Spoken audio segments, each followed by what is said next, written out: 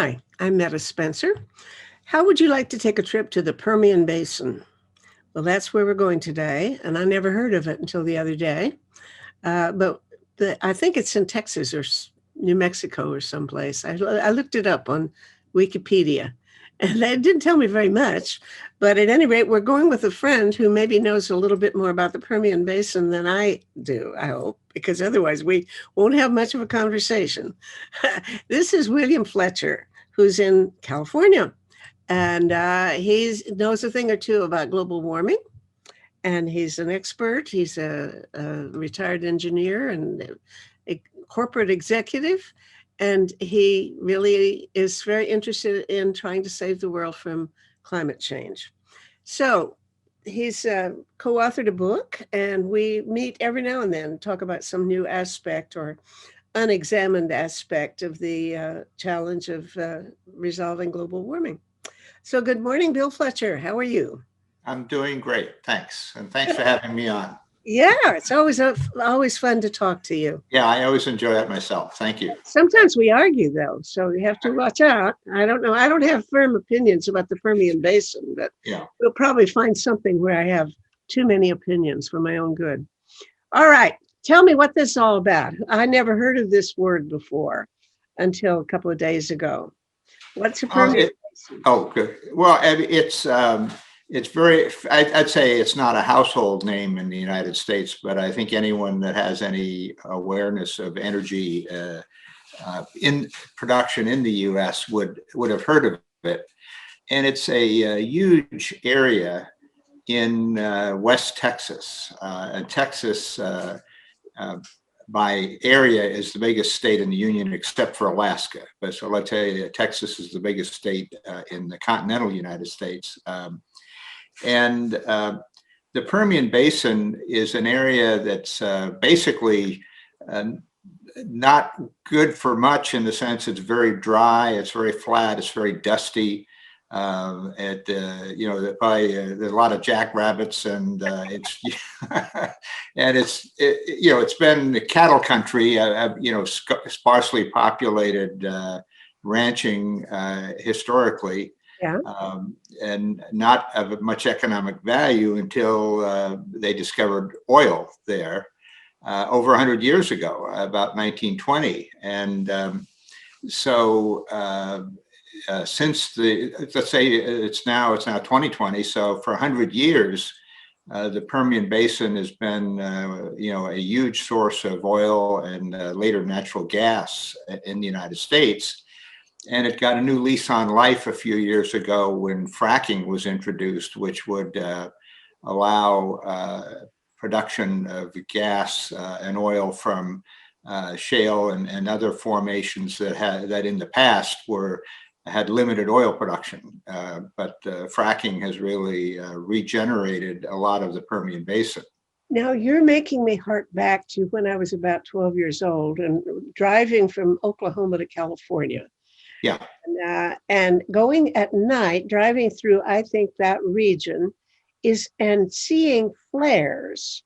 Yes. Is that what I would have seen? Lots and lots of, at night, big gusts of fire coming up. I guess they were burning off methane or something. Is that, and then I believe that later in my middle years, that region, they had used up a lot of the oil, and they didn't have as much there. And now is it that the fracking is reviving or able to get oil out of what had been depleted oil wells? Well, let's say depleted or depleting. I imagine it depends on the geological formation, but let's say you could only recover 30 or 40% of the oil in a formation before it just wasn't economical. And then with fracking, basically fracturing the rock formation, that would allow the oil and gas to flow to the well, and be pumped to the surface. And that's a big deal. And I think there's really two technologies, and I'm not an expert in this area, that came together. One was horizontal drilling. So that in the past, you basically had to stick a straw in the ground and get into a pool of oil to get the oil to the surface. And now with horizontal drilling, a lot of the formations, if you can think of it, it might be like layers in the ground. And so if you can go down and then go horizontally through the layer, you can expose a lot of the rock formation that has oil in it to a pipe, basically, that can get it to the surface. And then the problem is where fracking comes in. If you put this fluid under a great deal of pressure with sand in it, and you crack the rock, in addition to drilling horizontally, and then the sand sort of fills in the cracks and prevents them from closing when the pressure is relieved. And then the oil can flow to the horizontal pipeline and be sucked up to the surface. So it has regenerated. I mean, I think that the production of the Permian Basin, and I don't have the numbers, was declining. And then fracking has given it a new lease on life. And if I could, I'd like to get back to the flaring that you saw. My first experience was in Saudi Arabia about 40 years ago. I was with Bechtel, and our chairman had a very far-sighted thought, and that was that in the past, when you pumped oil to the surface, like opening a Coke bottle, you'd get a lot of gas coming out in addition to the liquid. And I don't know what it is in the Permian Basin, but in Saudi Arabia, it was for every barrel of oil, you got sort of like 450 cubic feet of natural gas. Now you could pump the oil or put it in a tank or put it in a pipeline, but no one knew what to do with the gas, so they burned it on site. They just flared it. And they did that in the Permian. They did it in Saudi Arabia. If you flew over the desert in the 60s, it would look like it was on fire in a lot of places. And the Bechtel project was we proved that it was feasible to collect that gas at the wellhead and pipe it to the surface to the Persian Gulf at a natural harbor called Jubail.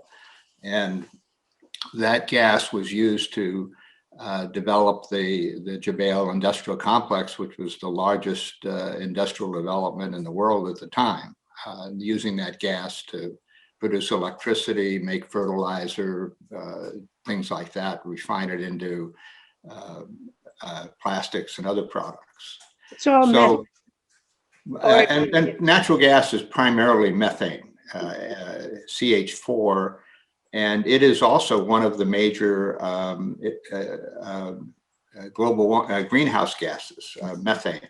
Somebody told me just a couple of days ago that flaring is still a major, big percentage of the source of greenhouse gas today. I didn't know that. I mean, in fact, I almost, want to question whether that's true. Do you know much about that?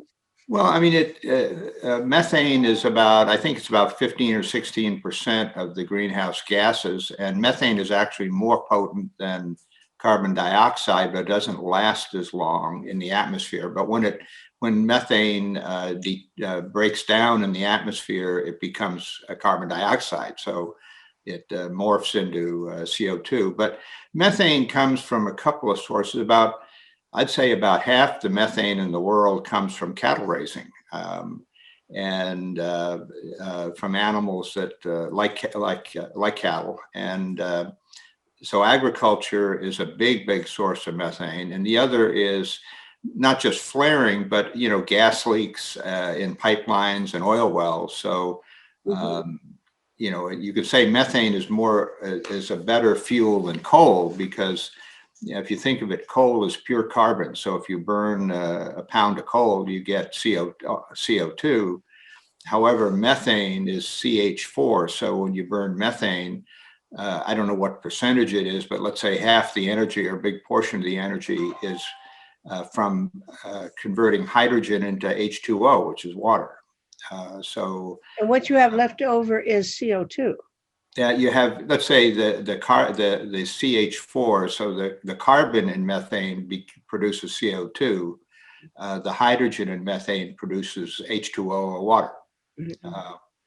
Well, I'm really on to methane these days. That's one of the Yeah. major things because I'm very interested in some of the tremendously shocking reports coming from the people in working on the Arctic and the melting permafrost and clathrates from Yeah. the Arctic Ocean. So in fact, I'm just now setting up for February the 12th. I'm going to have a conversation with a Professor Peter Wadhams, who's a major researcher on that topic. So That'd be very good. That'd be excellent. it's very, very important. He will scare the daylights out of you because before we all die of, CO2, we'll be long dead from the effects of methane if what looks like is happening really is happening now. It looks like this stuff is melting very much faster than anybody expected, and there's a tremendous amount of it there.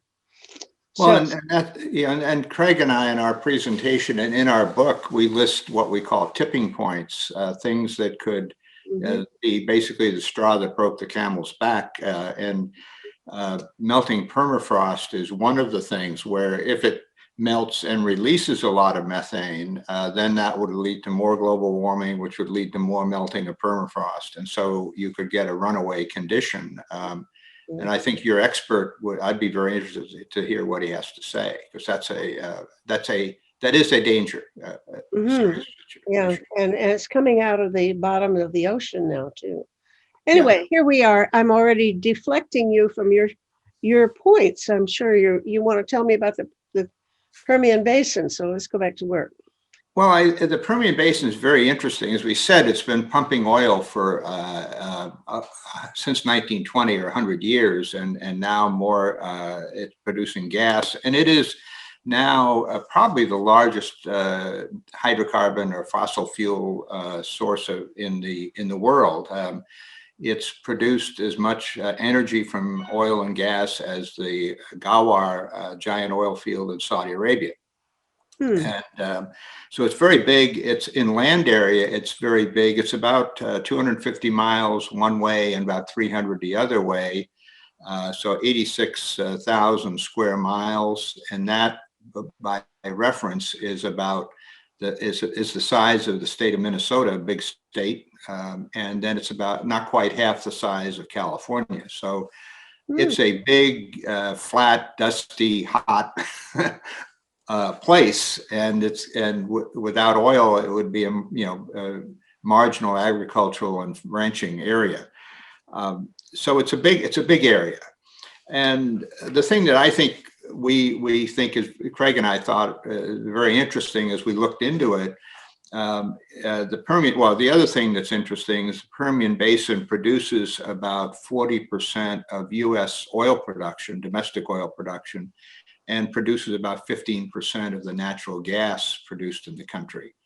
And then the oil is pipelined down to the coast near Houston to be refined into gasoline and aviation fuel, diesel, and other products. And then the gas has a separate pipeline system to get it to the markets throughout the United States. So it's a big deal from a hydrocarbon or fossil fuel production area. However, when we look at it, I mean, first of all, we think Texas has done some things that are very far-sighted and very valuable, and it's often interesting to compare Texas to California. Two huge states that have all kinds of potential, but different approaches. And in Texas, let me switch into the renewables area, if I could. Texas is very deregulated economy, unlike California that is very regulated. And Texas has and they're independent. So years ago, they designed their electrical grid so that it does not cross state boundaries. So Texas has an electrical grid that is only within the state and therefore is not subject to the federal government control. And so they have a lot of autonomy in what they do. They did that on purpose to. No, I wouldn't doubt it. I think that a lot of Texans would say that was a very far-sighted decision, and so they also have, but they're not totally wild down there. They have what's called the Electric Reliability Council of Texas, called ERCOT, and that runs this transmission system within the state and provides a regulation. And a couple of things they did. One was 15 years ago, they developed, spent, I think, something like $7 billion, which is a lot of money for a state, especially 15 years ago, to provide transmission lines from the Permian Basin to the eastern part of the state, where the big cities like Houston and Austin and Dallas and Fort Worth are, where the people are and where the demand is. And that has allowed that far-sighted decision, and I think this is a model for what the U.S. needs to do on the federal level, by creating that basically interstate highway for electricity.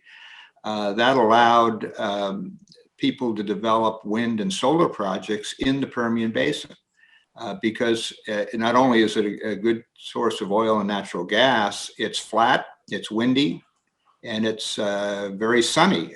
So it's among the best areas in the country for wind and solar. And so there's been an explosion of wind projects and solar projects in the Permian Basin. And interestingly, a lot of that energy is used in the oil fields, because if you think about it, an oil well uses a lot of electric power for pumping, for instance, or for drilling. And by having locally produced electricity, you don't have to refine the fuel oil in Houston and then ship it back to the Permian Basin to drive diesel generators or things like that. So there's a lot of development in the Permian Basin to provide electricity for the use in the oil fields. And then and now you have also unlimited access to markets in the East. So a lot of the solar and wind is being produced for places like Houston and Dallas. And in my mind, they can't export that to other states, because was that? They can't export that to other states. Well, they could. We need to have the transmission connections, and you're sort of saying, hey, if you can ship oil and gas, if you can ship electricity from renewables to Dallas, you could ship it to Chicago. I mean, you just need to have the transmission line. And the other thing that intrigued me and Craig is we said, gee, this is 8,600 square miles, 86,000 square miles of flat, windy, and sunny territory. How much oil, how much renewables could we produce? And so we did some, basic calculations and find that, gee, we could produce more energy from wind and solar if we develop the solar and wind farms than we can from fossil fuels. And in fact, you can do all three, because you could mix oil wells, solar panels, and wind farms on the same territory. I mean, you'd obviously have to allow a certain amount of land for each function, but it's not like solar precludes fossil fuels or wind. And you don't have any people there, do you? I mean, it's pretty. Well, there's a lot more. I think there are a few cities like Odessa, so it's not unpopulated, but it's sparsely populated compared to the rest of the country. And this one thing that would prevent large populations is water is scarce. Well, now what about, it would take a lot of people, wouldn't it, to maintain and build these and run these operations, these renewable projects? Well, yes and no. With solar and wind, once you install them, there is some maintenance. But solar is very passive. Yes, but right now the number I have is that today the Permian Basin employs 87,000 people. So that's a lot of people, and that they're all mostly in the oil and gas industry. Are they like that? They're temporarily living in trailers or something? No, there's cities there. If you look at it, there are cities and towns. It's not. These are permanent residents, I would say. And in Texas, and I forget the number. I think it's like 57,000, but some number like that. The state has created something like 50,000 jobs in renewables in the last few years. I'd have to look up the exact number. So renewables is providing a lot of employment in Texas, and it's growing. And I think the other thing that's interesting, Texas has produced more. Well, first of all, they lead the U.S. in the percentage of electricity they get from wind. So they are the number one in the states, and they're probably will soon become number two in solar behind California. They are, and then I think it was last year, for the first time, Texas got more energy from wind than it did from coal. So they've crossed that part. So I'm trying to imagine what the implications will be politically, because the right has opposed renewables and opposed the whole notion of global warming to such an extent that if now there are more jobs going to be available in renewable sources, solar and wind, than in fossil fuels, will that have something to do with turning Texas from a red to a blue state? I would not say that, and I would not be a blanket. I think there's a lot of people that have an old view of oil and gas, because it has been a huge industry and it still is a huge industry in the U.S. Mm-hmm. And especially if you throw in refining and chemical production and things like that. But now I think that if Texas has created, let's say 50, 60,000 jobs in renewables in the last few years, and that number's going up and up and up, I think people are going to be looking at the positive economic effects. And I think that the average person is going to be, first of all, they need to be educated, because I think people have an old view of renewables. But I think here's another thing I would like to just mention before I forget it, is that Texas has done we mentioned their far-sighted decision of putting in this transmission network. Because without that, you wouldn't be able to develop much wind and solar in the West Texas, because you'd have no market for it. Mm-hmm. But the other thing Texas did is they deregulated their electricity market. So right now, if you're a household or a business in Texas, you have several companies competing for your electricity business. And so that has led to the competition has caused electricity rates to go down. And in the past, that has largely been due to low-cost natural gas from fracking, has allowed electricity producers to get lower electricity costs that they passed on to the customers. And increasingly, I think the lower costs will be due to increased use of renewables. Mm-hmm. And what has happened, and I've got the numbers here, I looked them up yesterday just to be sure they're current. The national average of electricity in the United States, according to the U.S. Energy Information Agency, The national average is about 10.5 cents per kilowatt hour. And in Texas, it's, let me see, it's 8.6 cents per kilowatt hour. So they're below the national average. And in California, where I live, it's 16.9. So it's basically almost twice as much. Why? Well, I mean, California has a regulated market. The utilities apply for rate increases that are approved or disapproved by the Public Utility Commission. And so I think that in my mind, I mean, it's regulation versus deregulation. I think competition does more to reduce prices than regulation does. So it isn't a question of the cost of producing it in California being different from the costs in Texas. Well, I mean, California is as endowed or more endowed than Texas in terms of solar and wind. You know, but I mean, if it's highly regulated, you know, you probably get a lot less development than if you had a more free market. You know, that's a speculation, and that would be politically charged in California. Why? But is the public in favor, strongly in favor of regulation in California, or I don't know anything about the politics of that issue. Well, I mean, you know, the states, the two states, if we want to just take a little side trip on Texas versus California, I mean, Texas is a very free market, and it's a red state, meaning heavily Republican.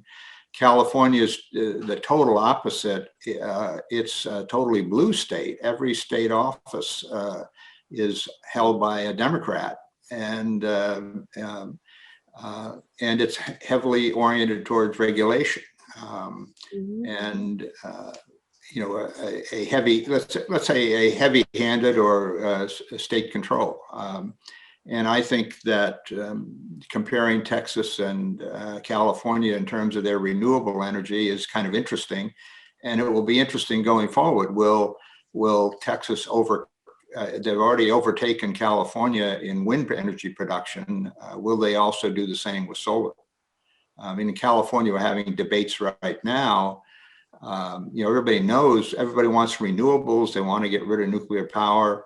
But then when you start saying, well, we got to have large areas of land to produce solar, you got to put in a lot of wind farms as well. People are starting to say, oh, no, you can't do this because of, you know, environmental regulations. So, well, I'm just wondering about what kind, I mean, I'm a Californian by upbringing anyway, and I'm trying to visualize where you would put a lot of, let's say, solar, you know, acres and acres and miles of solar panels, or even wind turbines in areas that would not otherwise be usable for agriculture, because so much of California is used for, you know, food production.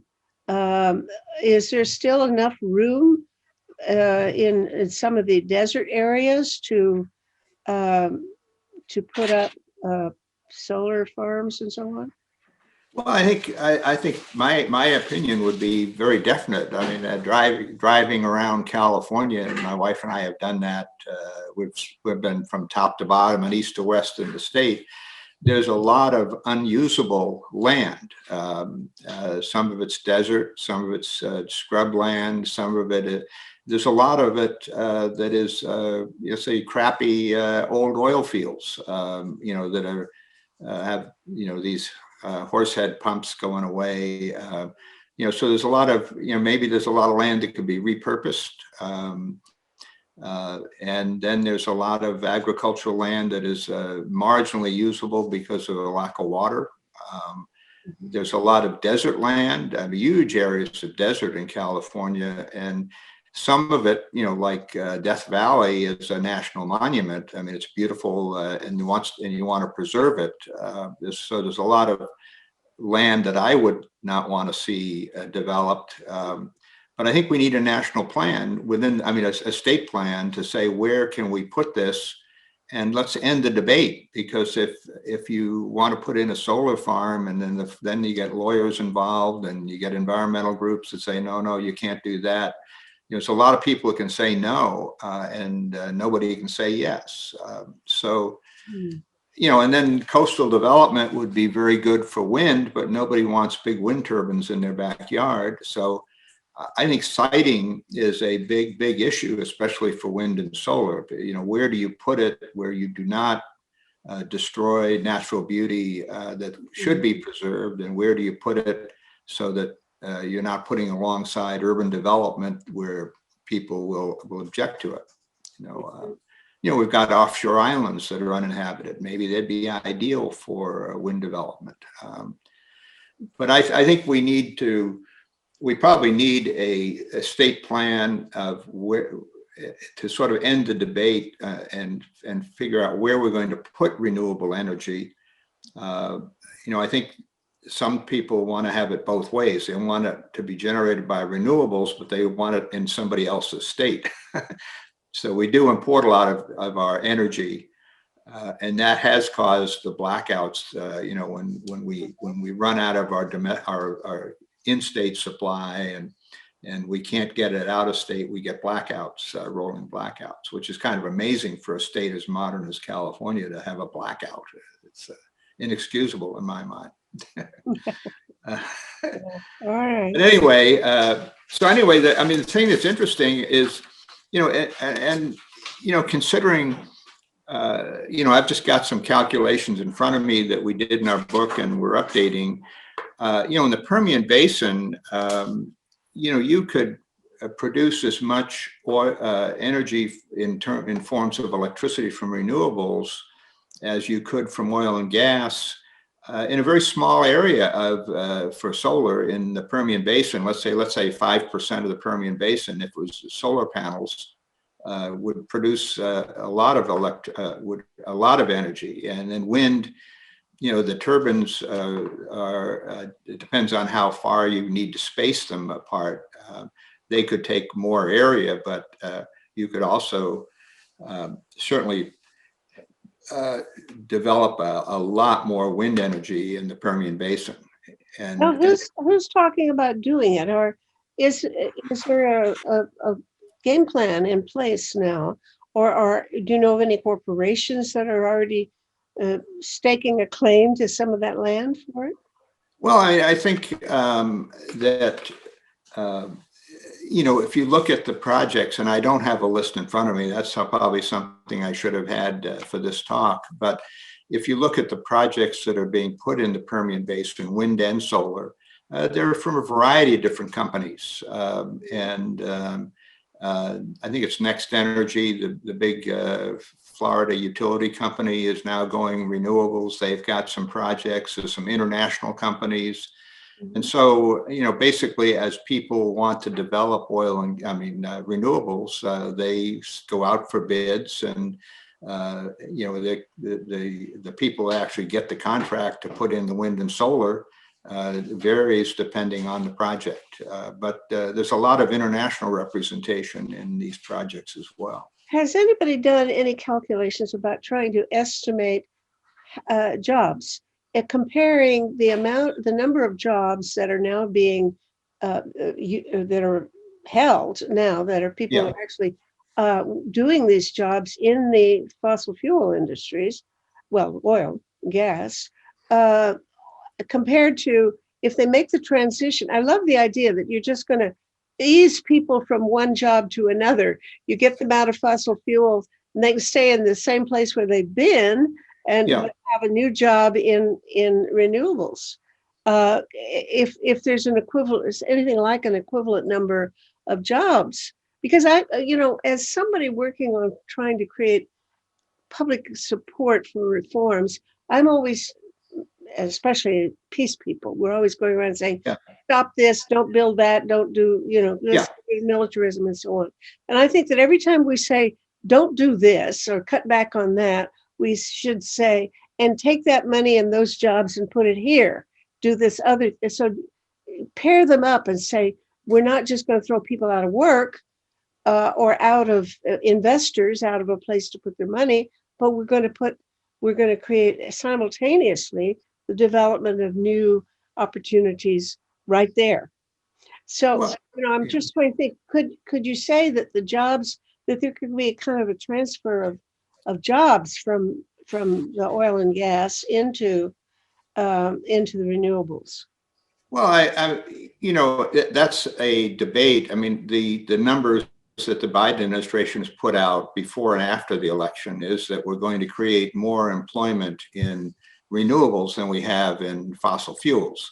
Uh-huh. And I could say that's certainly true, because if we want to stop global warming, I mean, there's a whole lot of jobs in building wind farms, putting up transmission lines, insulating buildings, changing building codes. There's a lot of jobs that could be created, putting solar panels on roofs. So you can estimate that, and it comes up with some big numbers for employment. Well, now, how daunting would it be to set up retraining programs? Because Well, I mean, I would argue with you on that, because I think that yes, there's certainly a role for that, but you're basically shutting down coal mines in West Virginia, let's say. And there's not going to be a big solar industry in West Virginia to replace those jobs. But when we had the fracking boom, let's say in North Dakota, there was a huge explosion of oil and gas production, and thousands of people went up there because the jobs were there. And I think that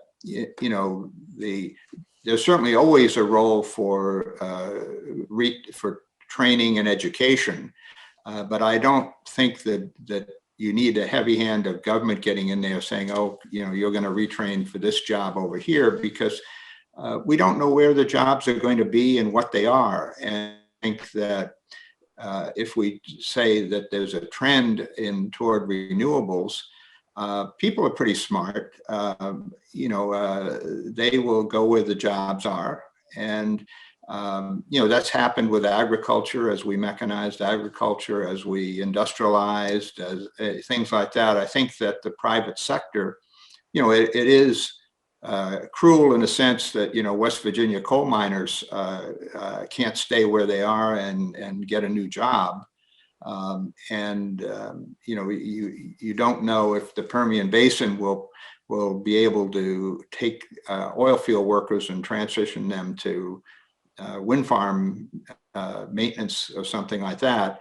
But this is going to happen over 20, 30 years. It's not happening tomorrow. And I think that it's very hard to anticipate exactly how it's going to play out. And I think people are pretty creative. They go where the jobs and the money are. And I think as people see, and I think you and I see the trend ahead of the public, because we're concerned about it. But as the public becomes educated, sees where the jobs are going to be created, et cetera, I think that people will migrate to where the money and the jobs are, and there will be people who will be left behind. And and then there are welfare systems and retraining and other things that can be done to ease but I don't think we need a big government program to manage that. All right, I won't invest my whole soul into that particular project. Yeah, you may be right. I'll save my argumentation for another day, because I think everything you've said sounds good to me. Yeah. Right. Well, anyway, that's the Permian Basin, and it's not. I mean, there's a huge area in southern New Mexico, Arizona, California, Oklahoma that is equivalent to that. So the U.S. is very energy rich in fossil fuels. That's been a huge asset for us, and I think we can achieve energy independence with renewables as well. I think as a country, we're very well endowed. Perfect. All right. I'm feeling much relieved today. You're a cheerful message. It's been fun talking to you again. Yeah. So I look forward to the next time we get together. All right? All right. Well, me too. All right. Thanks for doing this, Bill. See ya. My pleasure. Always a pleasure. Thank you.